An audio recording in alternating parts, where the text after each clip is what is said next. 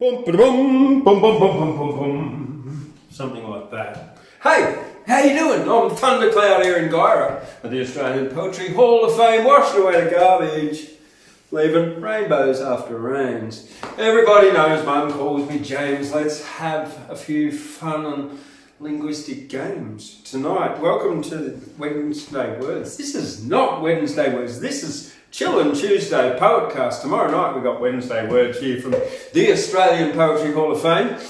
But tonight it's just little old me. Well, I'm not that little and I'm not old. But it's me. I am the poet of the evening. But tonight I'm going to be reading to you a couple of things from comic Australian verse edited by Geoffrey Lehman. And this wonderful book I've been discovering with Elf Taylor Wins, a little bit of my own as well.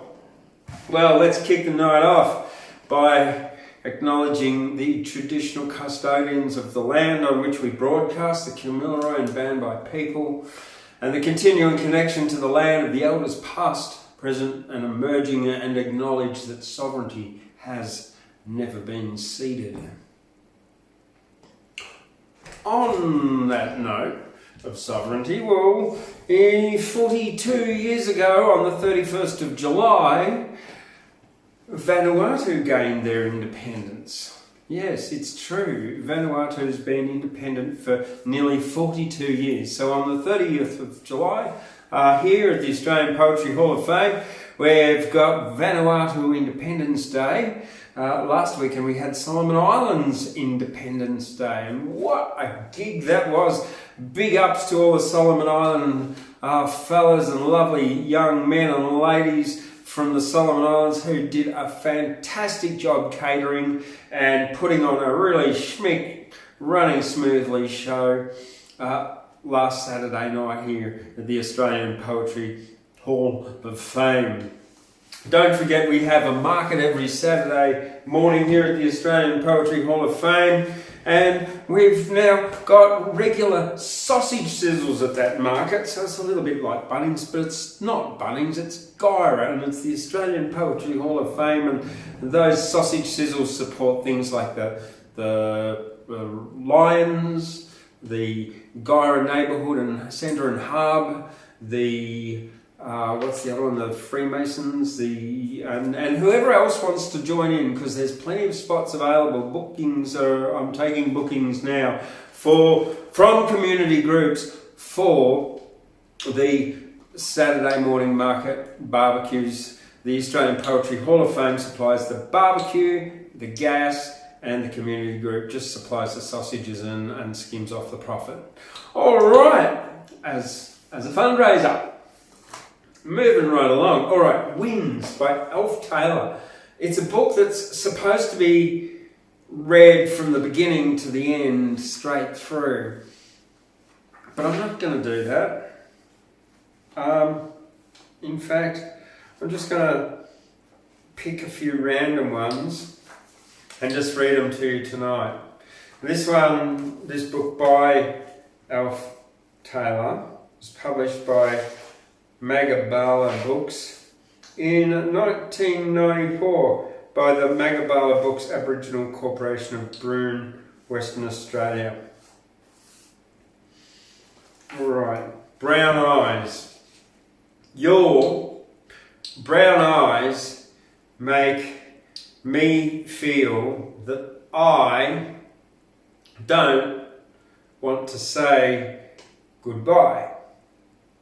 I want to say goodbye, but looking at your brown eyes, I can't. Love that I never felt before, your brown eyes keep me wanting for more. Please, my sweet, don't walk out the door. Your brown eyes keep me wanting for more. Beautiful. This flame. His mission days are long gone, but the memories flicker like a flame still burning within. Screams of a child begging not to be flogged. Prayers, Mass, God, so confusing, alcohol dominates now. Still, this flame burns within. Only love and the pen can quell this flame that burns within. The shadows. Reflections from the shadows of my past keep churning inside my mind. You will help to keep the shadows of sorrows nipping at the pores of my tomorrow. Friends,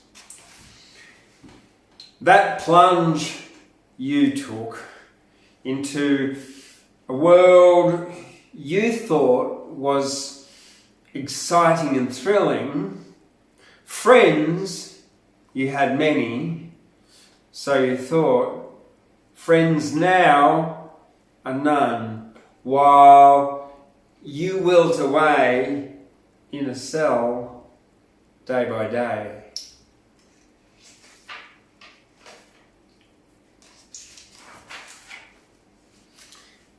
Inspire.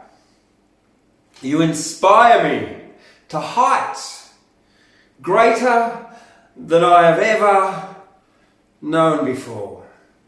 Your voice, melodious and sweet, your smile is my rainbow. Your laughter tinkles like the early morning dewdrops. Your tears of happiness are the cool rain on my face.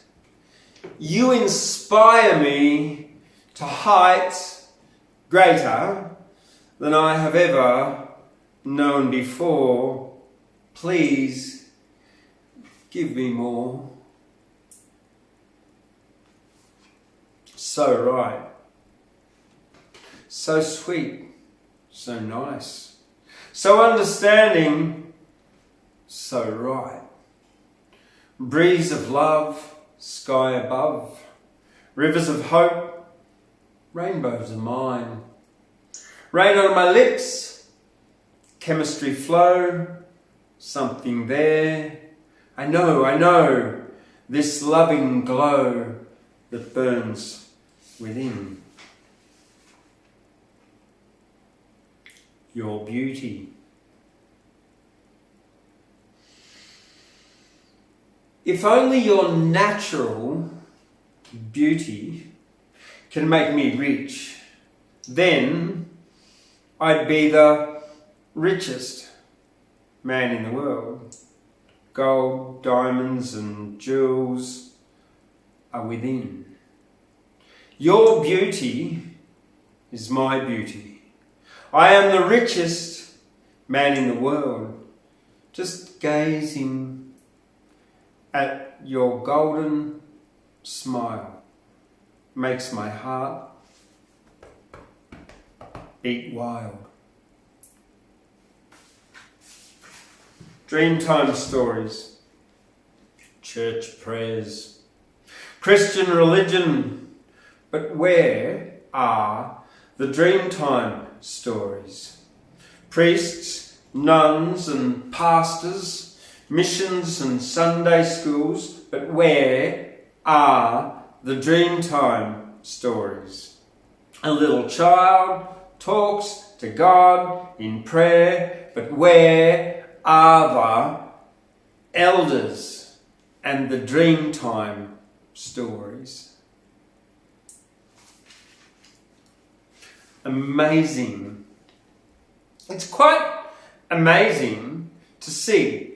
Behold, right before my very eyes, people who I thought didn't belong to me. But spiritual sensations, laughter, love, joy and music, tears of happiness, I have witnessed before. Through alcohol and drugs, before staggering out the door, I know now God can provide by His Holy Spirit. No one can hide. My travels. I thought my travels were over. After getting a call from you, I didn't know what to do. Your soft, sweet voice, whispering my name. Now for me, serene and tranquility are not the same. I've got to start my travels all over again. I'll go through fire and wind and rain to get to you.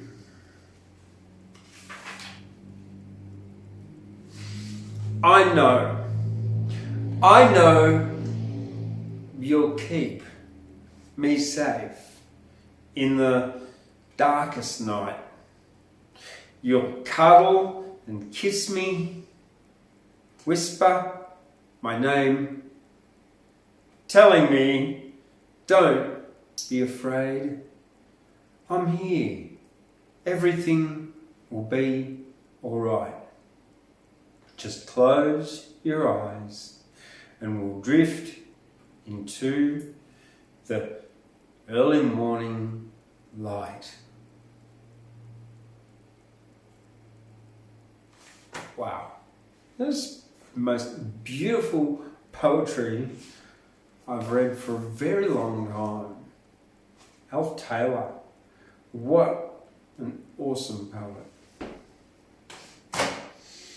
Moving on from First Nations poet now, I'm going to read a bit of comic verse. I was a bit unprepared tonight because I had the Vanuatu people booked to come and do rehearsal for Vanuatu Independence Day. And it's like 8:30 and I didn't get around to it, because they were making a lot of noise and it wouldn't have been the same. That's why. So, pardon me. Comic Australian verse here, edited by Geoffrey Lehman. It's got quite a lot of poems in it. So I'm just going to read a few random ones. Evening in the Bush by Anon. The sun is slowly sinking in the west.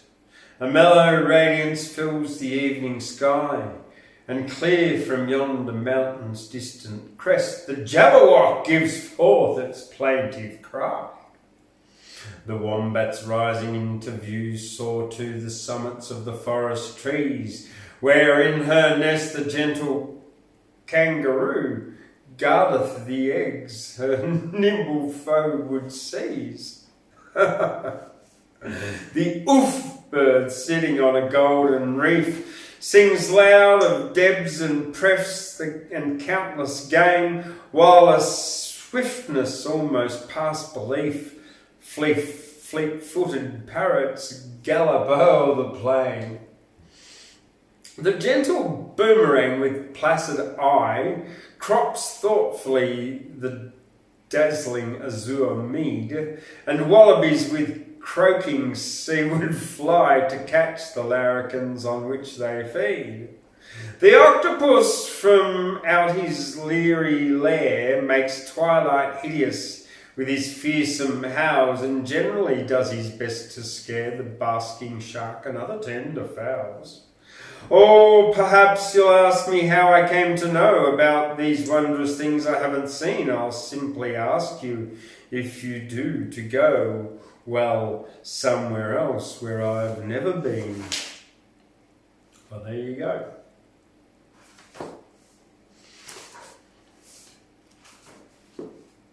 The Geoffrey Polo Club? How is that comic? It's not funny. It's really not. It's really horrible.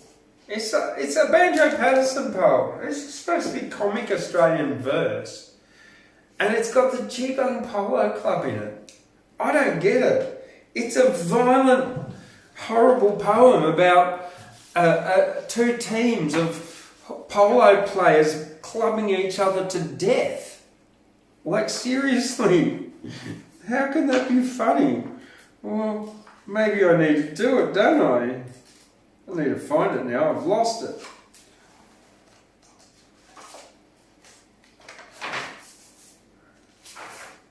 The Geoffrey Polo Club by Banjo Patterson.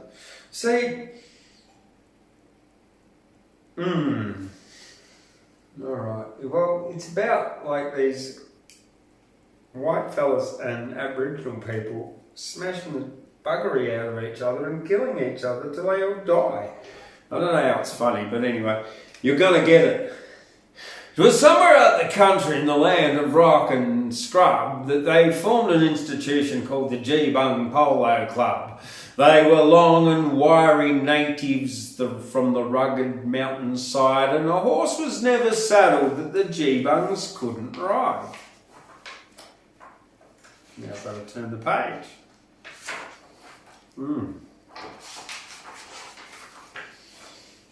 But their style of playing polo was irregular and rash. They had a mighty little science, but a mighty lot of dash. They played on mountain ponies that were muscular and strong, and their coats were quite unpolished, and their manes and tails were long. And they used to train those ponies wheeling cattle in the scrub. They were demons, were the members of the Geoffrey Polo Club. It was somewhere down the country in a city smoke and stream that a polo club existed called the Cuff and Collar Team.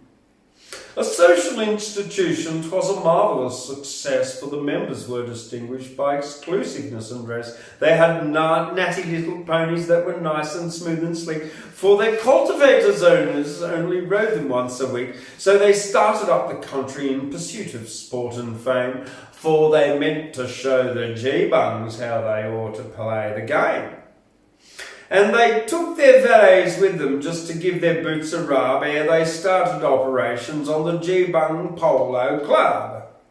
Now, my readers can imagine how the contest ebbed and flowed when the Geoffrey boys got going. It was time to clear the road. And the game was so terrific that ere the half-time was gone, a spectator's leg was broken just from merely looking on. For they waddied one another till the plain was strewn with dead, while the score was kept so even that neither got ahead, and the cuff and collar captain, when he tumbled off to die, was the last surviving player, so the game was called a tie. Then the captain of the Geoffreys raised him slowly from the ground, though his wounds were mostly mortal, yet he fiercely grazed around. There was no one to oppose him, all the rest were in a trance, so he scrambled on his pony for his last expiring chance. For he meant to make an effort to get victory to his side, so he struck at goal and missed it, then he tumbled off and died. By the old Campaspe River, where the breezes shake and the grass, there's a row of little gravestones that the stockmen never pass. For they bear a rude inscription saying, "Stranger, drop a tear, for the cuff and collar players and the Geoffrey boys lie here." And on misty moonlight evenings, while the dingoes howl around, you can see their shadows flitting down that phantom polo ground. You can hear the loud collisions of the flying players meet, and the rattle of the mallets and the rush of ponies' feet, till the terrified spectator rides like blazes to the pub. He's been haunted by the spectres of the Geebung Polo Club. Ooh, I got goosebumps from that one. Well, see, I don't get how that is a comic verse. It's not at all funny. It's about polo players smacking the buggery out of each other till they're all dead. Anyway, here we go. This one's called Down the Bogan by A.P. Rogers.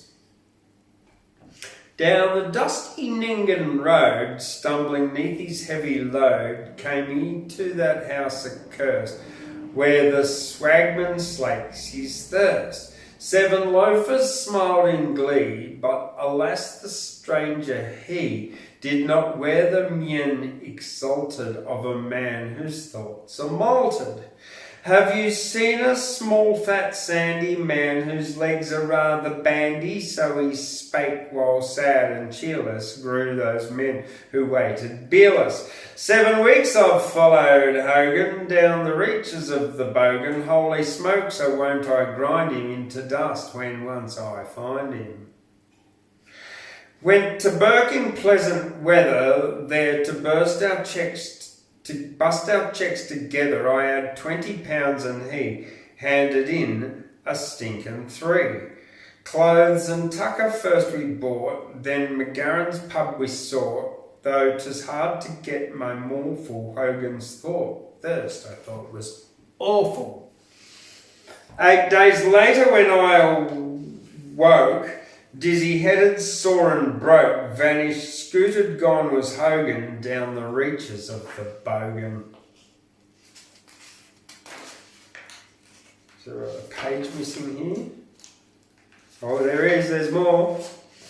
Then I found he'd pawned my swag, mortgaged every bloomin' rag, with his cheque uncashed, unspent, there left me there without a cent. When I chance on Patrick Hogan, somewhere down along the Bogan, here he laughed, though aught but gay seemed his mirth, then strolled away. 7 drunks with necks a crane watched him speck-like cross the plain, till he vanished in a glimmer of the spectral lakes a shimmer, seeking still with quaint persistence, far out in the hazy distance, tidings of a man named Hogan, somewhere down along the Bogan. Soft.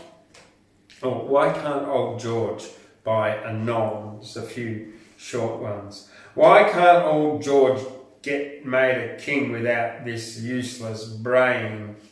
The chaps who run the show can't have much sense. Why don't he shove it on his head and then just stand up saying, "All come and have a beer at my expense"? King George V by Andrew Hayward, T.R. He did his duty both by peers and peasants in council chambers, gilded halls and camps, and in his leisure moments potted pheasants and perseveringly collected stamps. Soft-hearted prop stick by, that's who wrote it. A kind man was old Bliskers, with heart so soft and femme, he would not shave his whiskers for fear of hurting them. Oh, yeah, I won't either. Bliss by Tats. Give me the smile on the foam of a beer, and a woman at home to biff. And I wouldn't call the king my aunt, I wouldn't, so strike me stiff. Next one. A Bouquet from Bellerive by Joseph Tischler Bellerive. Lines on a jam tin. Made by machinery for factory jam, labelled and packed for sale, sold by grocers for household use, Such is the jam tin's tale. At a circus show some years ago in a well-known country town, music was played on old jam tins by a clever eccentric clown. The unfortunate tale of a rat. When the aeroplane reached a height from the ground, the aviators were startled by a gnawing sound when from their food a rat did appear, which realised danger and trembled with fear from the edge of the plane in frantic despair. With a squeak it leaped out into the misty air. Mrs. O'Day and Mrs. O'Flynn. Said Mrs. O'Day to Mrs. O'Flynn, the ruin of your life, you're addicted to gin. Said Mrs. O'Flynn to Mrs. O'Day, none of your blarney faith, go on your own way. Said Mrs. O'Day to Mrs. O'Flynn, red as your nose, the influence of gin. Shrieked Mrs. O'Flynn, angry and bold, begone you old witch, 'tis red from a cold. A poet's reply. At a picnic party one Boxing Day, a sarcastic youth to your humble did say, Lord Byron the second, I know you won't fail, please write me a poem on a nightingale. Realising he wished to be heard and seen, I replied, a jackass is what you mean.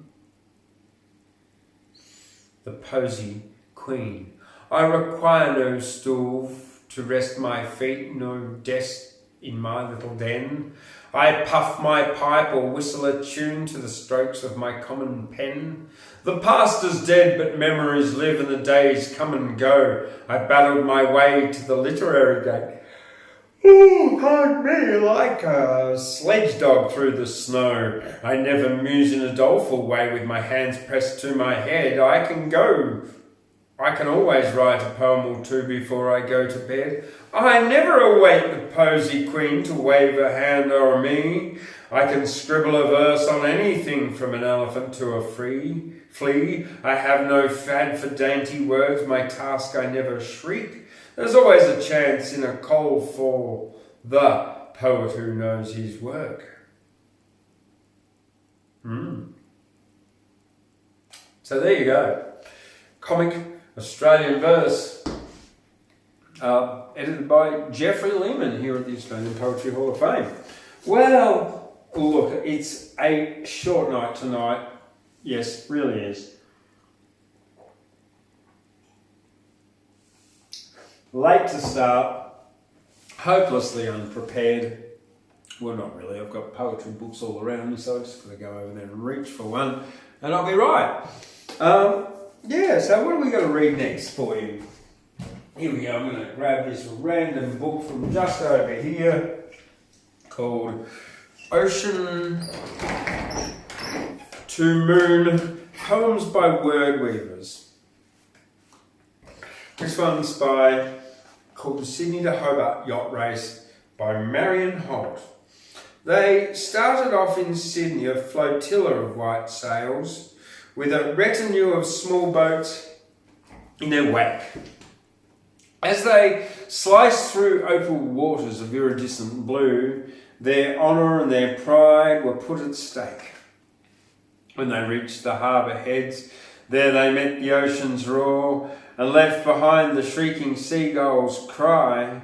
Their muscles were rippling as they battled with the tide, their sails were flapping, dripping low, then high. Then it's out with the foresail, as they caught the ocean breeze, and the yachts were a-sailing smooth and fast in a golden sunset with some fierce storm clouds ahead. The watchman hoped the fine weather would last, but the sea began to roughen as the strong wind turned around, and the sailors trimmed the sails and grabbed the rope. Then the hard rain lashed their faces, and the salt spray stung their arms. Their strength and training were their only hope.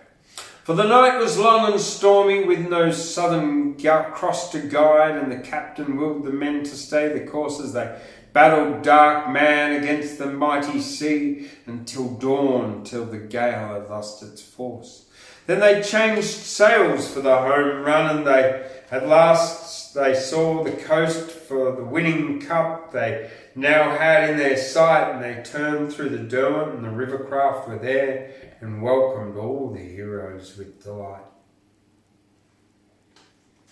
There you go. All right. Well, that's it from Chillin Tuesdays here on from the Australian Poetry Hall of Fame. I'm Thundercloud, washing away the garbage, leaving rainbows after rain. Yes, tomorrow night we're going to be here in the Seahorse Medicine Cafe, in the warmth, in Gyra, with snow outside. It's going to be fantastic. We've got Wednesday Words, open mic poetry night. Yeah, Ashley will be here. Steve will be here. I'm hoping he won't be gone yet. Gladys and the rest of the crew. So we'll see you then tomorrow night here from the Australian Poetry Hall of Fame, Wednesday Words. Thanks for joining us. Don't forget, give it a thumbs up, write a comment if you liked, and tell me in the comments box who you'd like me to read out. Which Australian poets or poems would you like me to read out in the coming weeks? All right, I'm Thundercloud, washing away the garbage, leaving rainbows after rains. Everyone knows I'm also called James.